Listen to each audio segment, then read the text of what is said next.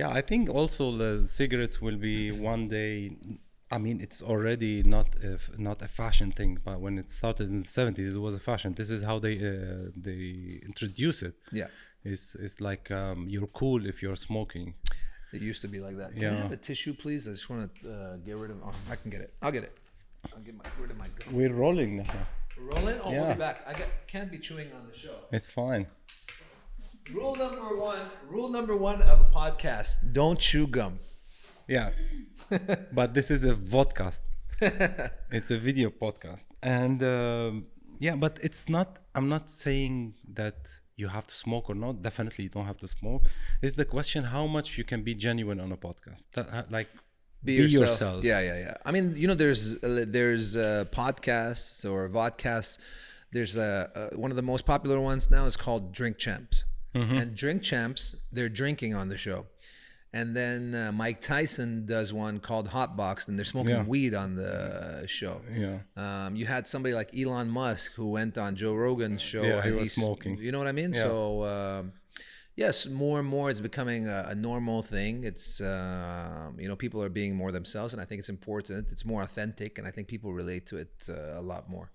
Yeah, they on Joe Rogan. Not only that, one guy, he was like, "Okay, can I go to the toilet?" He said, "Yes," and then he said, "Can I do it here?" So what do you mean do it here? It's like I have a bottle. It's like, oh my god! Did he do it? Yeah, and he did it. Wow. Well, it's not showing, but like how free he is to just do whatever he wants. He doesn't give a shit about. Yeah. I think people like that about the Joe Rogan show, right? I think like it's so real. It's uncut. Like I think they kept that in there just to show people that it is so real, and people go to the bathroom. Yeah. People have to use the toilet. People have to.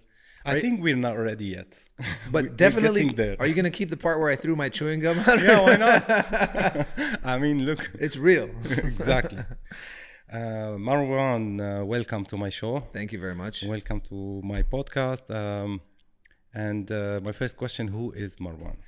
Marwan is a young boy born in Dubai, born and raised, never left over here. I went to school here, to a school called Al Mawaqib School. I went to university here as well. It was called Polytechnic when I was there. It's called Dubai University College now. I started working as a DJ straight after leaving university. And DJing was a hobby for me. But luckily I was good at it, and I was making more money than I could in a regular job. So I continued it. And then luckily from DJing, I went into radio, I went into TV, I started my own businesses and into content creation, and all this journey led me to where I am here today. And who called you Bliss, and how did you start this name? The name, everyone loves this question and the answer. Basically, at the beginning of my DJ career, I had to make business cards. This is a long time ago. So I had everything written. I had my email written, my number, I had P.O. Box written, and the only thing I didn't have was the name. So I had DJ and then space. So 3-4 days, I was just thinking, what am I going to call myself? What am I going to call myself? So I heard the word Bliss, and I Googled the name, and the word means extreme form of happiness. And I thought this is a beautiful meaning. Mm-hmm. So I took the name and used it. At the time, it was just to have a DJ name, but now it really connects with me because it's how I like to feel. It's how I like people to feel when they hear my music or when I DJ or perform, or it's how I like generally, like right now, we're in a state of bliss, like being happy, smiling, having a good time. So first it was just a name. Now it's an experience that I like myself and everyone to have. Yeah, it's a brand name also. By time you can't change it. Khalas, people knows you. Then I also bought one street in Lebanon, and I told them to use my Bliss. name. Yes. You've seen that street? Of course, a very famous street. Oh, okay, now I know where it comes from. When my friends took me there, you said you have to go to this street. It's next to the American University over there. And it was amazing for me. It was like Bliss House and Bliss Apartment and Bliss this and Bliss that. It was cool. You should get some loyalty fees. I need 20%. Exactly. Cool. You started in the 90s in UAE mainly, where I graduated in 98, and straight after that I went to university. So I was like really like touching on DJing stuff a little bit, not so much. I was doing my high school radio and then some like parties and stuff, but really my career started the early 2000s. It's when I started collecting the music, and over there I was playing on CDs at the time. I started collecting CDs, and it was the era of Napster also, where we were downloading music and burning CDs. I don't know if you remember, like computers, we would buy like these. I'm from a vinyl. Oh, era. yeah, like back in the old era, yeah. Well, you know, over here, vinyl wasn't that big at that time. So when I started, it was not possible to get all the music that we wanted on vinyl. So because of that, I started playing on CDs, and we had these like dual CD players, like very old school. It was just for me to be able to mix and have the song collection. And luckily, thank God, like at that time, CD-ROMs were able to burn CDs, and I was able to put songs on CDs. So literally, like finding songs. I know it was a terrible era for artists because we were downloading their music illegally on things like Napster. Then we had LimeWire and all those, but it was the era where it helped me start, so it was important. And now the good thing is technology has changed. So for DJs, now we play on a software called Serato. So with Serato, you can either play on CD players, or you can actually now play on vinyls too, using your MP3s. So the technology is amazing. So the people who love vinyl, like yourself, like you can easily go and play vinyl. Whereas before, it's impossible. Like you would need like people to help carry your vinyl for you, to be able to play a gig or do an open format set. Like a lot of like quantities. It's huge. Yeah. And for us DJ, and I know DJ when from school, the DJ used to come, and he's crazy how he mixed things. And then for us, DJ is a mix when he transitioned from one music to another. Yeah. But it's not that. It's just DJ. It evolves. He's a composer now. He's making a lot of music. And how did you see yourself in the beginning? How did you enter that field? Did you love the mixing part of it? Do you feel like you're a composer? You like music, like to compose and do music? Yeah, it's a great question. For sure, I think even especially now. So you have software that can do the mixing for you. So that's not the art anymore. So it's about choosing the songs, knowing what crowd is in front of you and what to play. It's about how you, like my shows are very interactive. I'm on the mic telling stories, and we sing and we dance, and it's very interactive. When I started, I had music in my blood because I was in a band already. So I was playing the drums, I was playing the guitar, and my brother was like in a band as well. So the music was around. And when I started DJing, really it was in my school days, it was because I wasn't being invited to the parties. So I wanted to do my own parties. And, I wasn't part of the cool kids that would go Why to all is the that? Yeah, I mean, in every school, in every situation, there's always like a group of kids who are the cool kids who, they do the parties, and everybody wants to hang out with them. And I wasn't part of that group. And I always like telling the story because there might be a kid out there who feels like that. And just to let you know that things change for you at some point in your life. Like you could be that person right now, but you never know how the tables have turned. Literally, like the tables turned for me. Like the people who were the cool kids call me now and say, hey, can we come to your party? Like where I am now. So it was a journey. It was at the beginning, it was just, I wanted to be a DJ and, throw parties. And then I was becoming better and better at it. And then the mixing was super cool for me, being able to mix songs together. There were DJs that there's actually, some of the best DJs are that I was listening to or heard of in those days were Lebanese DJs. There's a guy here called DJ Cowboy. I don't know if you remember DJ Cowboy. Yeah. I mean, legendary. Like we would go to Raj his comp. Raj was like, I used to get like cassettes of DJ Raj. Like we didn't know what this was like pre-social media era. Yeah.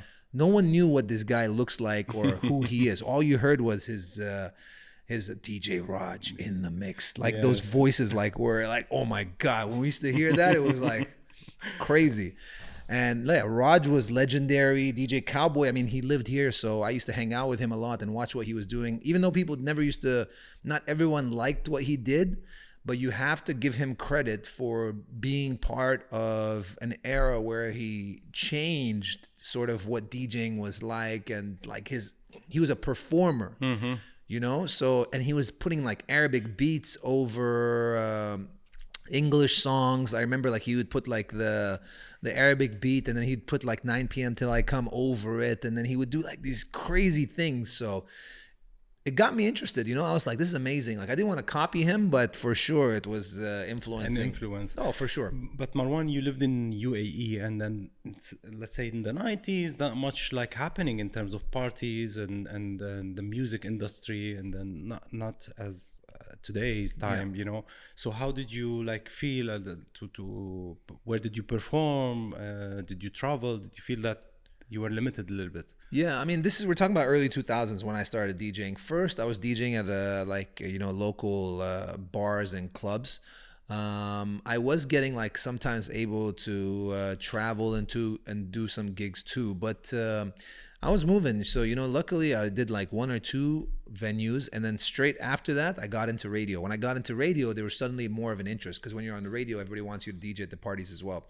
So then I started getting some better clubs, and then from this club, it went to a better club, and I was doing an event, and I opened up for an artist. So it was, the opportunities were there. It's not like it is now, but there definitely was, you know, a lot of things going on. I think it was the start really of nightlife, although at that time in the 2000s, 2000 to 2010, I remember like these smaller exclusive house music parties were very popular. So the places where they were like, you know, people were spending money and stuff wasn't really in like hip hop or urban parties. Towards the end, I think it was about 2005, 2006 is when I started throwing my own parties. And this was a club called Trilogy at Medina Jumeirah. So I started doing my own parties once a month, booking DJs, bringing them in, flying them out. And so that's where my events sort of were born. Bliss Inc. Entertainment. And then from there, like I learned how to be a promoter. So everywhere I went, then I do my own parties. Yeah, and when did you feel like it's not only a hobby, it's a huge business, it's something that you can expand on it, or you can just like really, it's a career for your life? I think it was around the time where I used to do the parties. You know, I was DJing, making more money than I could in a 9-to-5 job. And I remember in around 2006, I actually got a 9-to-5 job. You know, I was tired of hearing my mom and dad say, go get a job, go get a job. So I said, all right, let me try it. I did an interview. It was for a multinational company, and I said that they're not going to pay me that well. I'll just do the interview. I did the interview, and they paid me really well. I was like, oh, I have to do this. It's such a good opportunity. But honestly, those 6 months that I worked there, I was miserable. You know, I was waking up early. I was tired, and I was wearing a shirt and pants. Like, it was not me.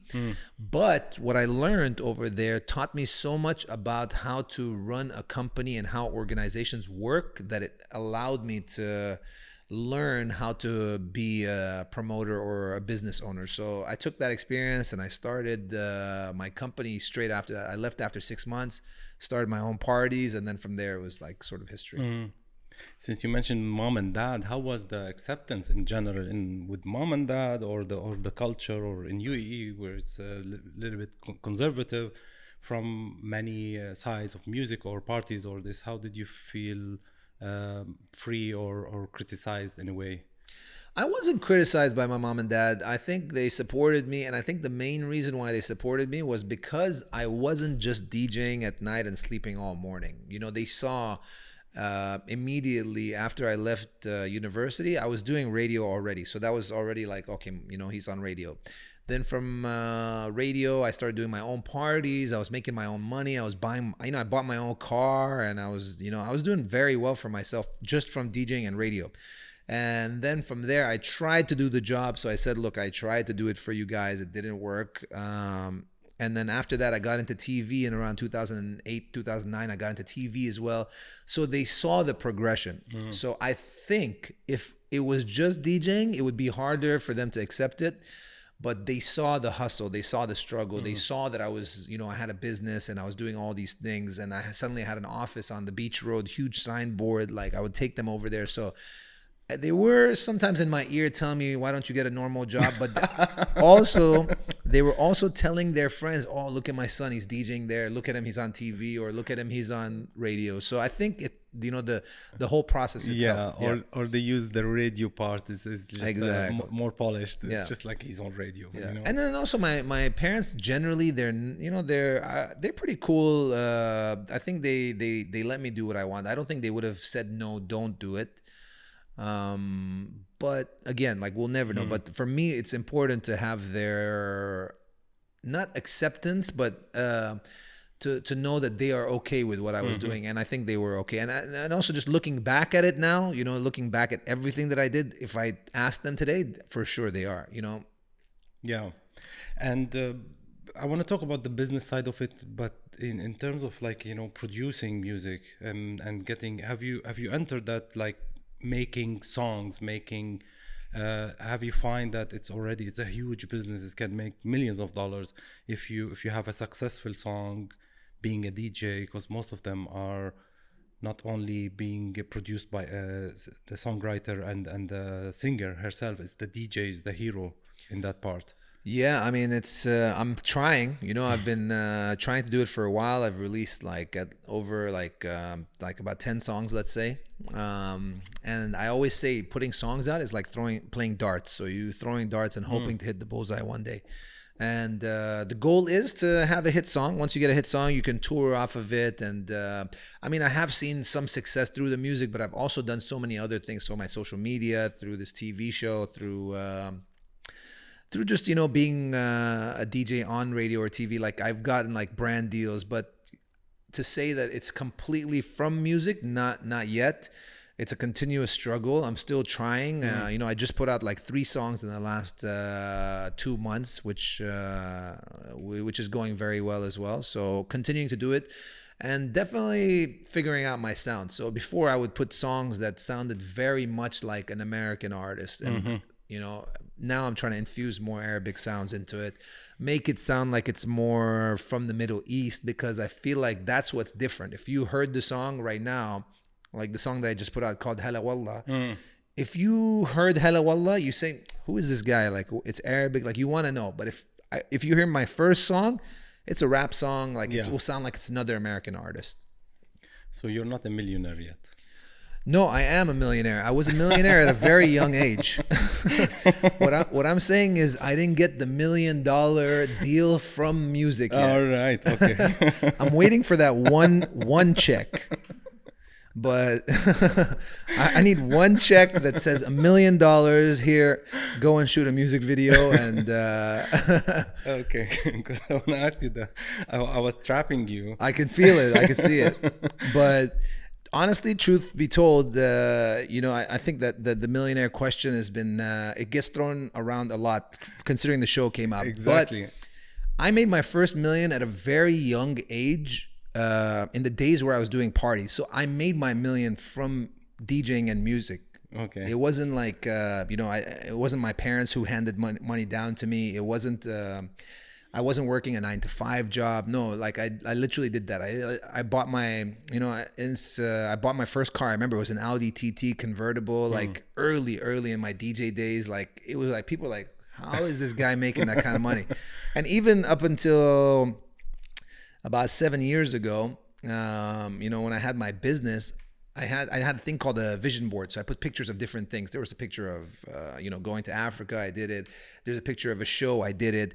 I put a picture of a Ferrari, a white Ferrari, red interior. I remember that same exact car. I eventually bought it myself as well. Yeah. So I'm a true believer more than anything of like the energy of the universe and intention and like putting it out there and getting it. And literally, like if I show you the picture of my car and the picture I put on the board, they're identical. It's crazy. Definitely, man. Yeah. I believe in that too. I mean, if you have to envision the things you want to do in the future, and if you don't see them, if you don't try and go to see a car or see a house, you're not gonna get it. You need to live that, believe in it. Of course. I mean, a lot of people, like if you ask them what kind of life they want to live, everyone wants to live better, right? Everybody wants to fly first class, drive the best car, have all the money, live in a nice house.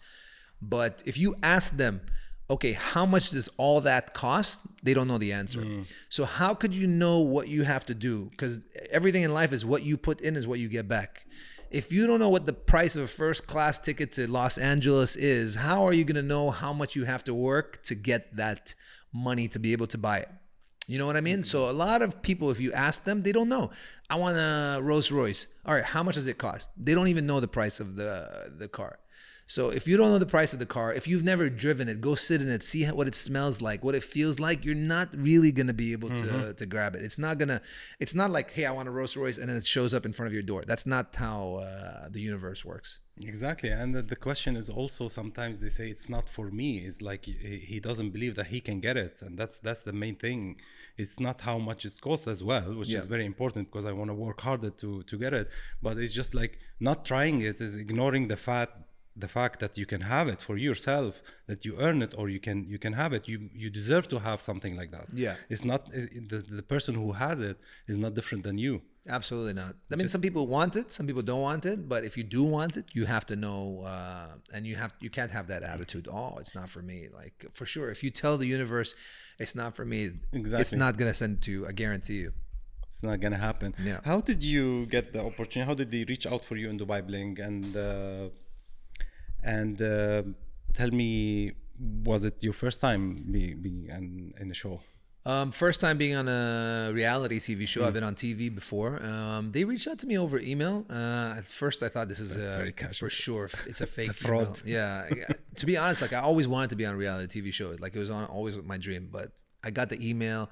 Then they set up an interview and I was like, this is not real. And then I got a second interview. I still didn't believe it. Then they sent me a contract. I'm like, when they send me the contract and I see the Netflix logo, I'll believe it. They sent me a contract. It didn't have the Netflix logo. I'm like, this is still not real.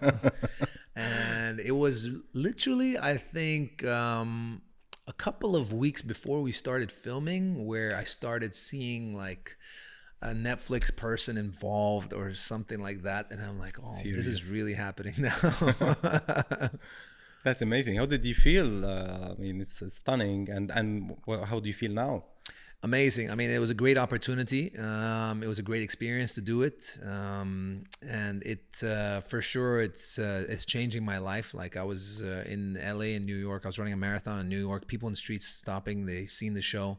The love that we get on social media is amazing. I'm able to do a lot more things. I think I'm here sitting at this podcast probably because of the show as well.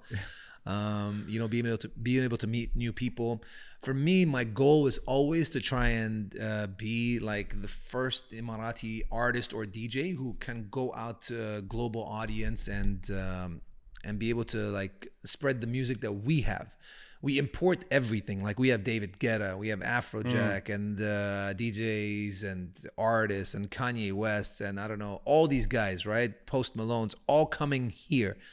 I'm like, why don't we like send somebody out? So my goal really is to be that person. So with a show like Dubai Bling, as great as it is and being recognized and all that, but for me, the end goal really is to make music, to travel and to go out there and like you wave the flag for the UAE as an export of what we have over here. You know, I was always able to put on a good show, but the audience that you're able to get comes through a show like this, which brings you a lot of attention and a lot of people who know who you are.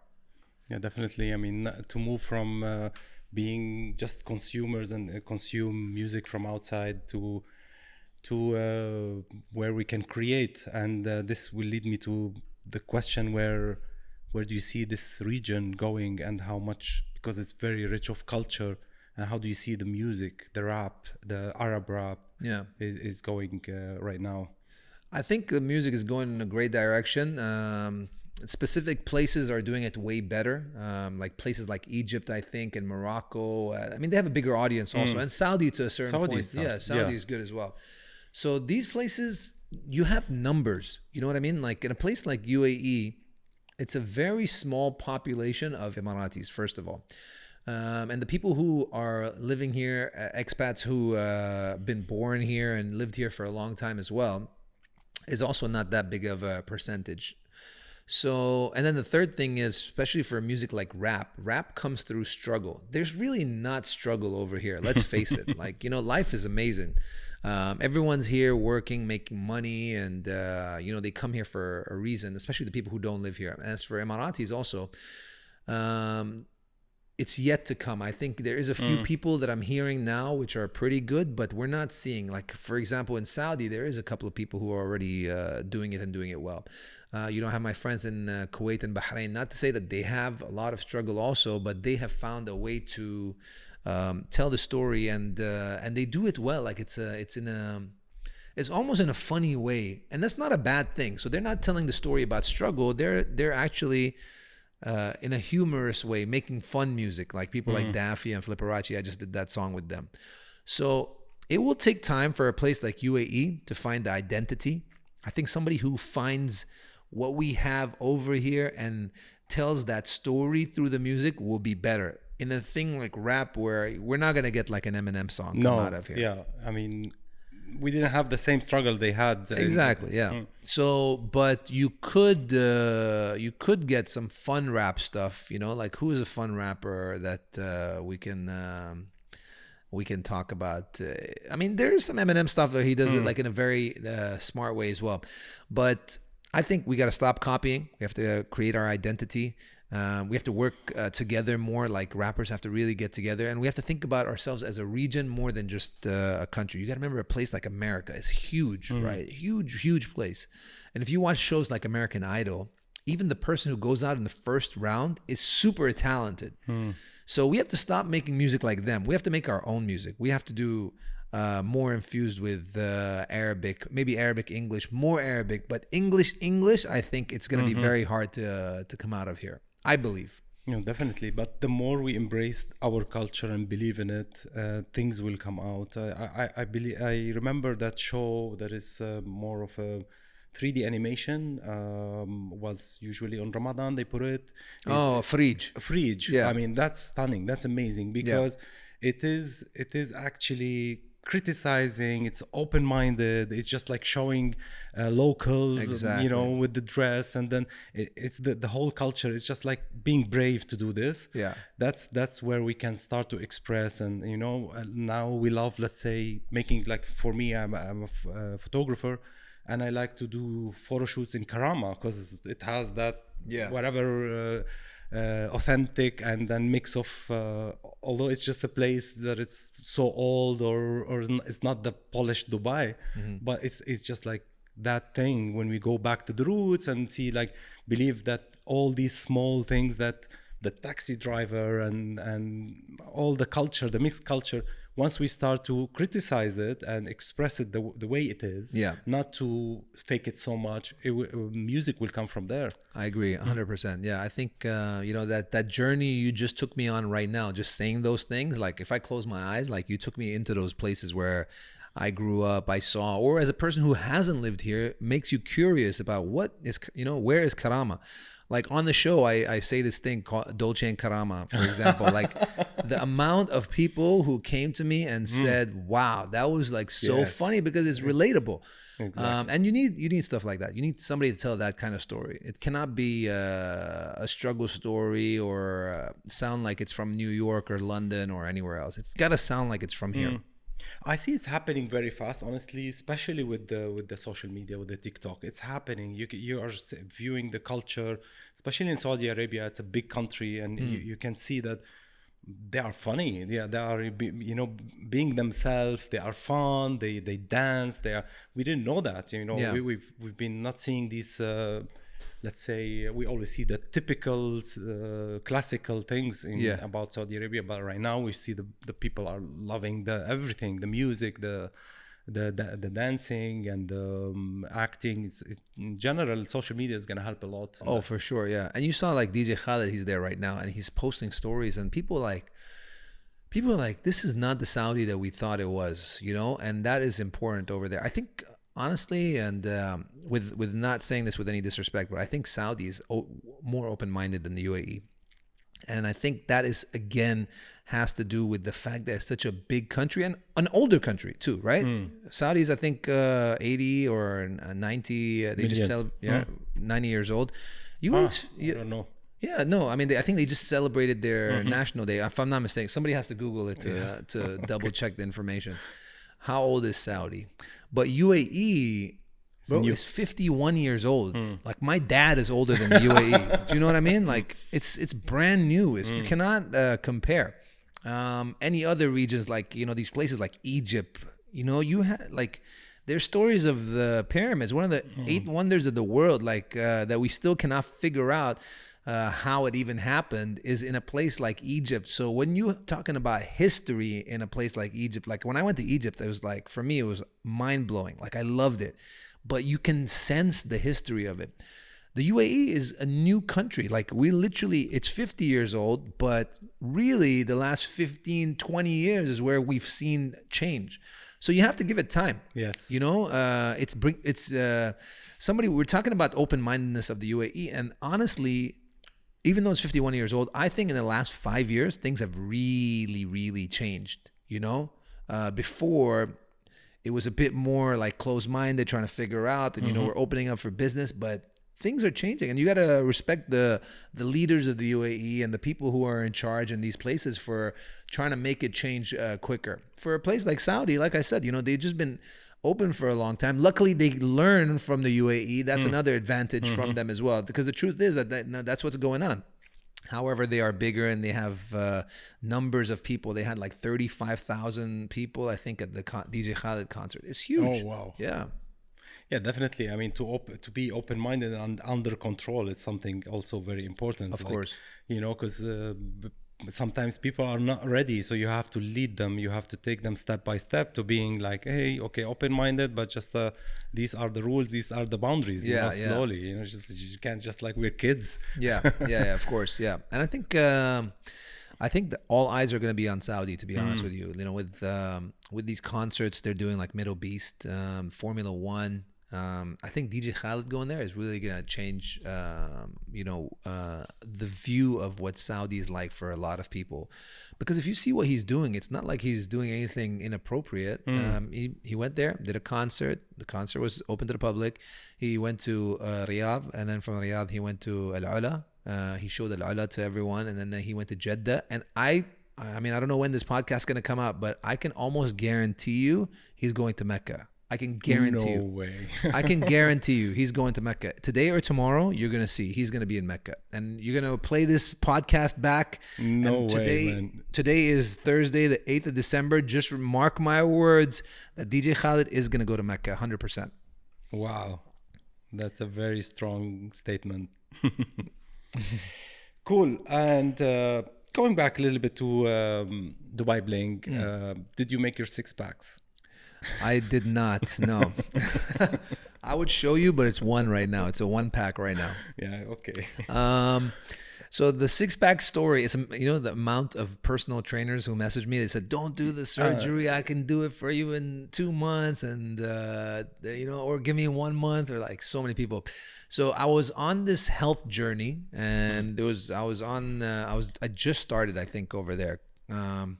And the goal was really to get healthy and fit. So someone said, hey, would you do like a 6-pack? I said, yeah.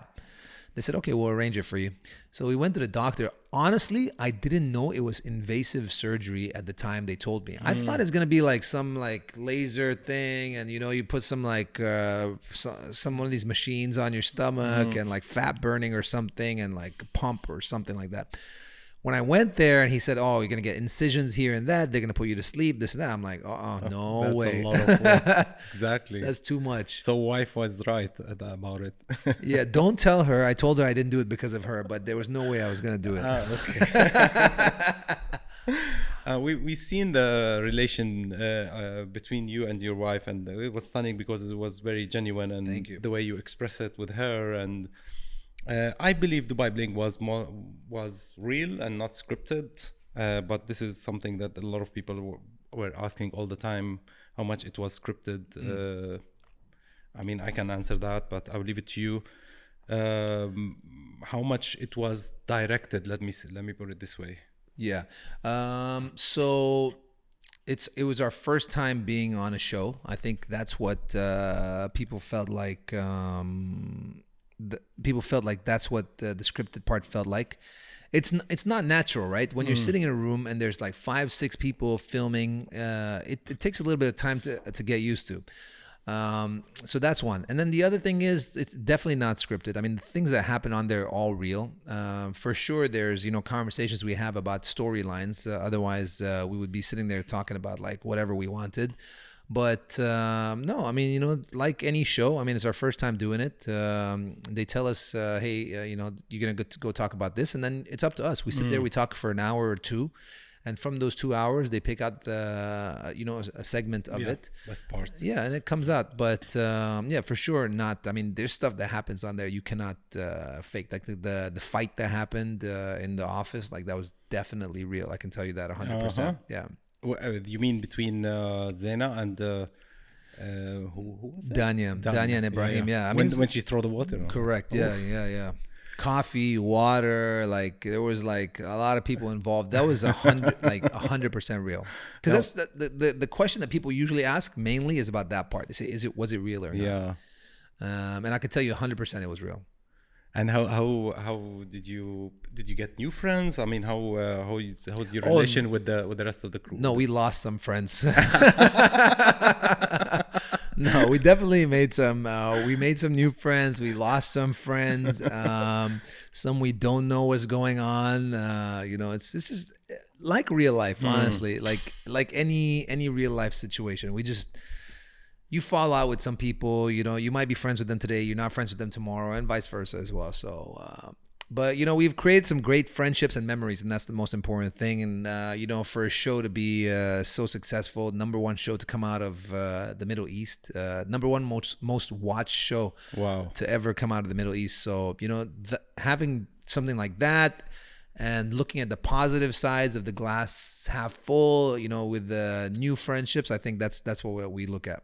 Amazing. You think they're going to do another show? Part two. So my official answer is, I wrote it on my phone here. The first line. Read it out loud. What does the first line say? The question for Netflix, and not for me. I knew this is the answer. So that is the official answer. But I will say this: with the success of a show like that. And with you know, the way people feel about it being watched, I would be surprised if it didn't happen. You know, I hope it does. You know, and I hope we're able to get back in there and tell you more stories and continue some of the stories, because you know it'd be a shame if you reading a book, you read one chapter and you loved it so much and you lost the book.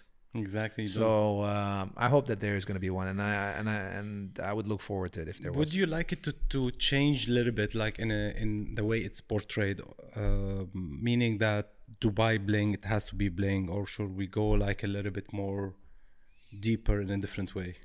Look, that's the criticism that's been circulating a lot. The show is based on that. Like some people say this is not Dubai, but it is Dubai. It is a part of Dubai. You know, it's not all of Dubai, but it's definitely there.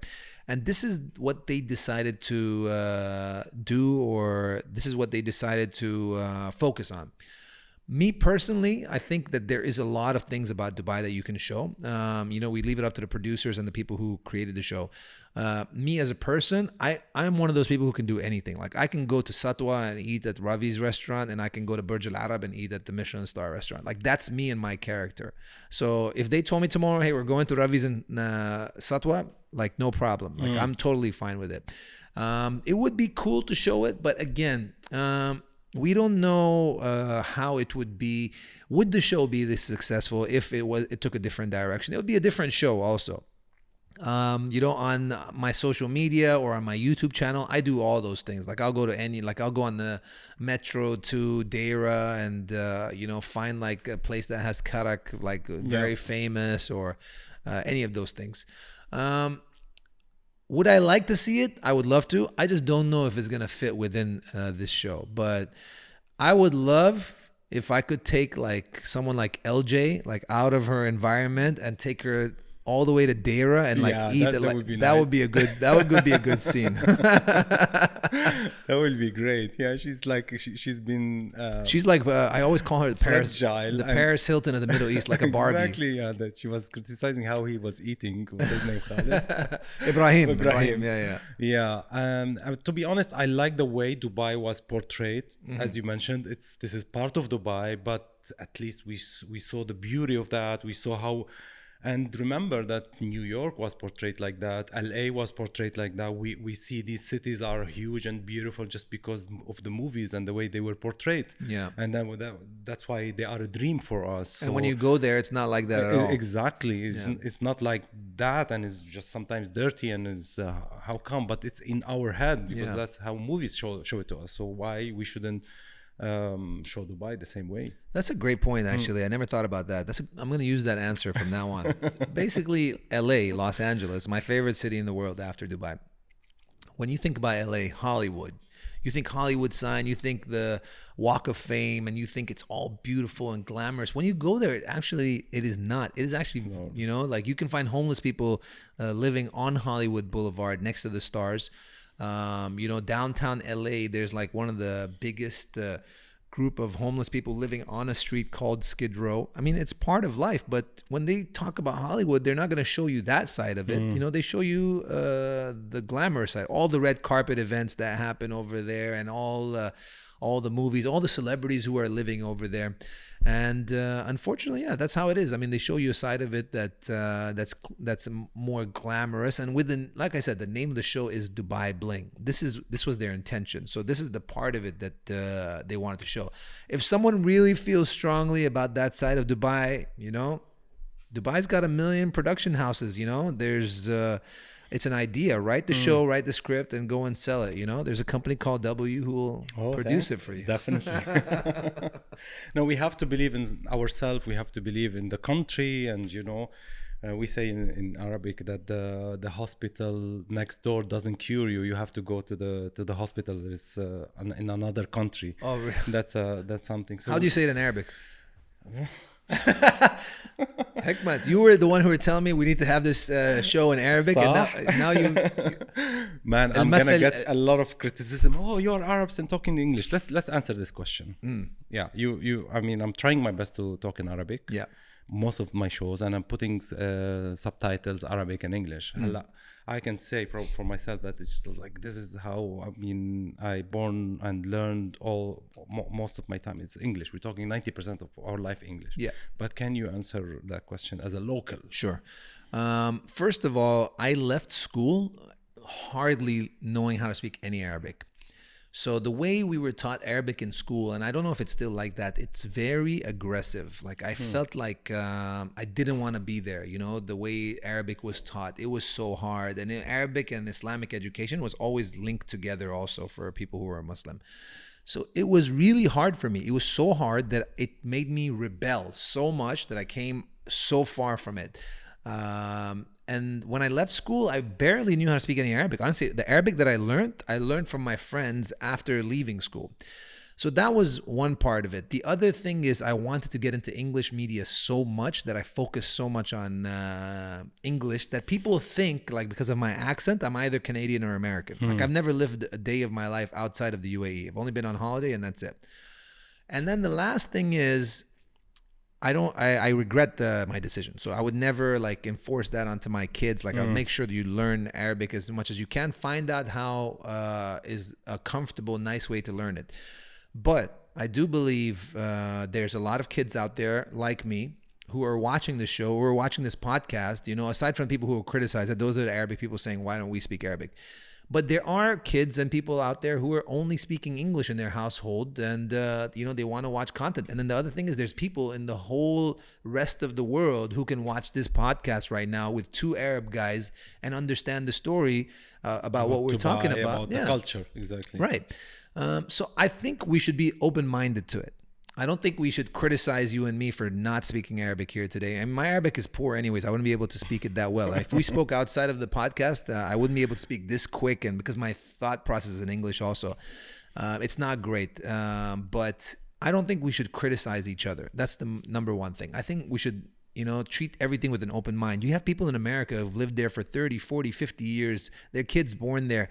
And their English is not great. No one goes to them and say, hey, your accent is bad. Oh, yeah, you said the wrong thing. You spoke in a bad way. Because that's the other thing with, you know, Arabs. We not only criticize us for not speaking Arabic, but if we spoke bad Arabic, they would criticize us for speaking bad Arabic as well. But let me tell you something about the success of the show. I believe the biggest part of the success of this show, Dubai Bling, is the fact that we speak English and Arabic whenever we want, however we want, because that's how we talk. That's how you talk to your friends. That's how I talk to my friends. That's how people talk to each other. So when people come to us and they say, oh my God, I relate to this show so much, is because it's so natural. That's the world that we live in. That's how we like to talk. And we should all be open-minded to that concept. And maybe something like that will teach an English-speaking person Arabic words also. So that's my take on it. I mean, wow, that's amazing. I mean, that's amazing. Let's not criticize our each other. Yeah. And as you mentioned, like you are explaining for the world your culture and in some Arabic languages, some Arabic words. That's amazing. Yeah, absolutely. I mean, like I said, I just wish that people were a little bit more open-minded and accept that there is a guy, his name is Marwan, and he doesn't speak English, Arabic on this podcast. His Arabic is not great. I mean, I'll put my hand up and say it myself. And just accept him for who he is and what he's done and all the successful things that he's doing, rather than, forgetting about all the other stuff and like picking on that one thing. Cool. Yes, so the success of Dubai Bling was because it's multicultural, multi-language, and you had a lot of also diversity in different people from different nationalities, and which represent very well Dubai. And we saw the part where you and your wife, I want to talk about this, and how is the fights going? How is the relations going? Are you listening to her? I am listening to her. I think the show actually brought us closer together because we had a chance to work together more and hang out together more. We got to open up to each other on the show as well. So for sure it brought us closer together. And I always say this, sometimes you know that you're supposed to do something, have the conversations, and we run away, we brush it under the carpet or don't bring it up. And I think, with a situation like the show, it allowed us to be open, and hence answering the question about whether it is scripted or not, then that it is not, because that conversation that we had was an open conversation, and the result was that it brought us closer together. So you feel like she used the show that's just like, okay, you're on camera, you can't lie. Here we go, let's talk about our problems. Maybe that's what she did. But I'm glad she did. Honestly, it was a great opportunity for us to have that conversation. And I feel like it took the focus away a little bit from the fact that I created a song for her. So guys, if you're listening, take notes. I made a song for her. I sang it for her also. It was a present. And then we had a chance to have a conversation over there. So she loved that more than the jewelry you gave her. Well, that's what she said. And and the other thing is my kids also love that song. It's so crazy. Like for me to hear my 4-year-old and my 2-year-old sing like this song, Danya, Danya, like literally my daughter, when I was dropping her to nursery today, I was like, what do you guys want to hear? Because I have my Spotify playlist of songs that I listened to the most this year, and honestly the top 5 songs are all their songs. So it's Sheb Khaled, C'est La Vie, it's Waka Waka by Shakira, it's Magic in the Air, it's Mohamed Ramadan, Ya Habibi, and the only other song that they like my son likes Hala Wallah, and my daughter likes Danya Danya. Oh, that's nice. That's amazing, yeah. Okay, and Marwan, speaking of Marwan and DJ Bliss, tell me the difference between Marwan and DJ Bliss. I think it used to be very different before. So when I used to work in TV, I used to use my real name. I started off by doing a show called Emirati, which was a traditional show showing people the traditions of the UAE. I did that for 1 season, and then I moved to doing a show called 20 something, and eventually that's entertainment. Throughout this whole time, and like from being in production, like on TV, I couldn't be DJ Bliss wearing Kandora and going to all these like Bedouin tents and falconry and camels. So I ended up using my real name. It bothered me a little bit because I was like, how am I going to be DJ Bliss on this show? But it also allowed me to create my personality on TV using my real name. And then at some point I was like, okay, I'm just going to be 2 different people. I had 2 different social medias. I was like, I'm going to be Marwan, the guy in Kandora, doing like emceeing, hosting, and radio. And then I'm going to be DJ Bliss at night. Today, I'm happy that these 2 came very close together. And I can be one person, and that's who I am, and that's part of my identity, that I was able to do that. I could be hosting an event in front of the royal family using my real name in the morning, and at night I could be DJing at an event and making people go crazy. Your wife wants you to be Marwan or DJ Bliss? She wants me to be whoever I am. And I think for her, she doesn't see the difference as much as other people do, because for her, I'm Marwan, but she knows me as DJ Bliss also. So for her, it's like really just one person. Jealousy? Jealousy? No, not, she brought it up. I think every person is jealous. I think it's human emotion. Like, you cannot not be jealous in any way, not only in a relationship, but in general.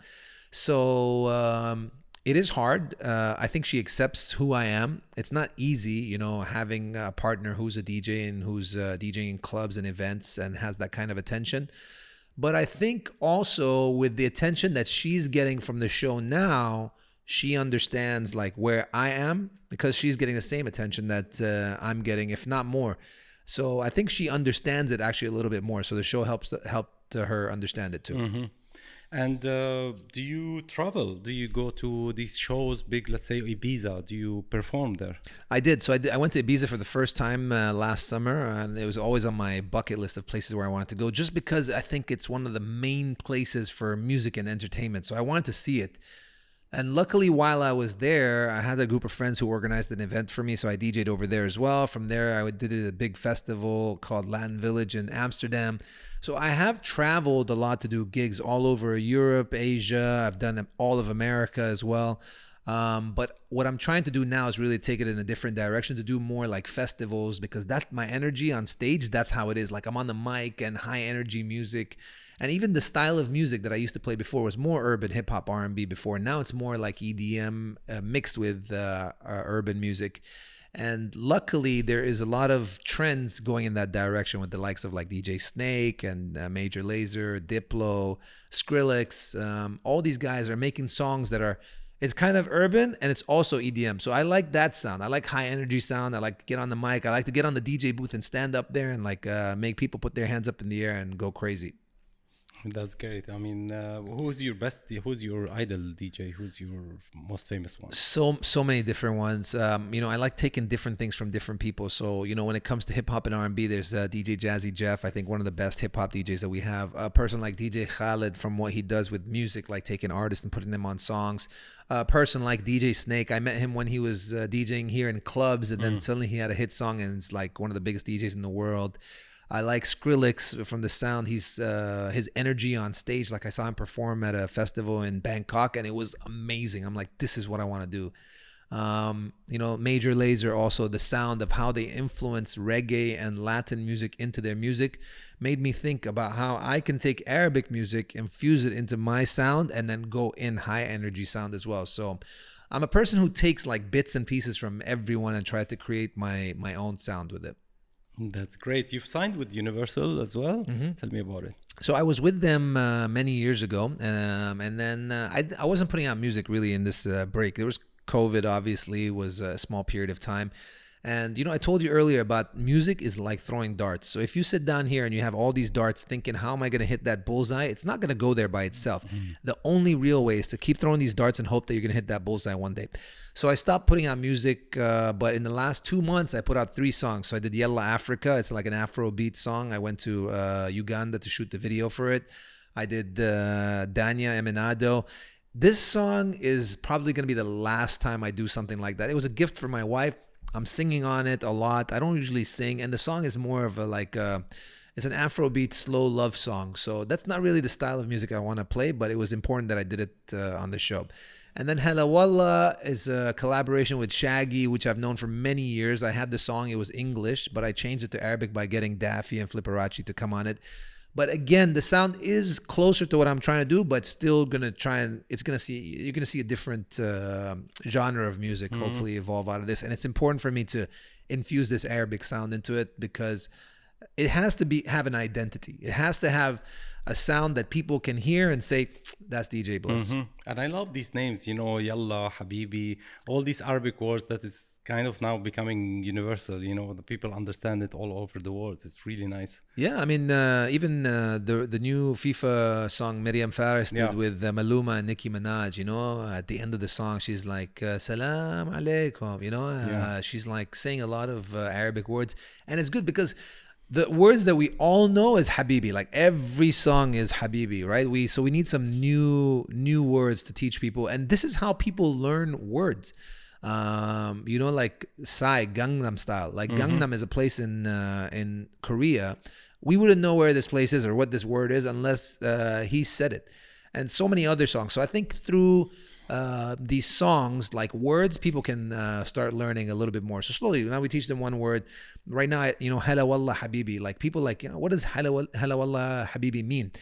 I'm like, it could mean so many things. Like Hala Wallah, like you can start a sentence with Hala Wallah, or if you said hi to me, I can reply to you Hala Wallah. So it's like explaining to them, and they love learning how to use these words instead of the obvious Salam alaikum, alaikum salam, Habibi, and all that.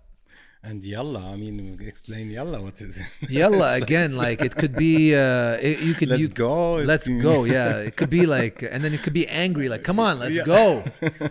And then you could be in a nice way, like if you said, hey, let's go downstairs, and I'll say, yeah, Yalla. You know, like, all right, let's go. You know, the cool thing about Arabic is how you say the word can change the meaning. Like a dad can shout at his son, Yalla! Like, you know what I mean? Like, this word can mean a million things depending on how you say it. Yeah, also Habibi. You can say it to the taxi driver and to your wife. That's true also. Depends how you say it. That's true. Yeah, music is universal and talks to everybody. And man, it's been great having you here. Thank you very much. It was a great chat, and it was a great opportunity, and I'm grateful for the show Dubai Bling for allowing us to sit here and have these kind of conversations, and you know, being able to meet people like you, and for people as an audience to be able to watch and you know, hear the stories, because like you said, maybe the show isn't able to tell the entire story, but it's, you know, situations like this where we can have a conversation and let people know what's going on inside of my head and yours, and the questions that you have as well. Oh, thank you, man. Dubai Bling is our show. It's made in Dubai. So let's love it. It's our product. It's not perfect, but let's love it. Let's show it to the people and show who we are. This is our show. This is made in Dubai, and we love it. And we should really embrace everything we do in Dubai, even if it's not perfect yet. Absolutely. Yeah, I think we should stop criticizing and support each other. And maybe I'll leave you with this one line, which is a famous line from a Guns N' Roses song, and it says, "Every rose has a thorn," and I think that's the best way to explain it. Marwan DJ Bliss, thanks for coming to my show, and I love it, man. And good luck with your future music and all the production, all the good luck. Thank you very much. Thank you for having me. Thanks, man.